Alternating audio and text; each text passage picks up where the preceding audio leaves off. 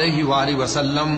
یہ بھی ان سے کہہ دو کہ اگر یہ لوگ سیدھے رستے پر رہتے تو ہم ان کے پینے کو بہت سا پانی دیتے تاکہ اس سے ان کی آزمائش کریں،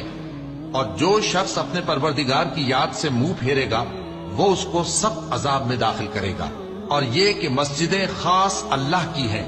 تو اللہ کے ساتھ کسی اور کی عبادت نہ کرو، اور جب اللہ کے بندے یعنی یہ پیغمبر صلی اللہ علیہ وآلہ وسلم اس کی عبادت کو کھڑے ہوئے تو کافر ان کے گرد ہجوم کر لینے کو تھے۔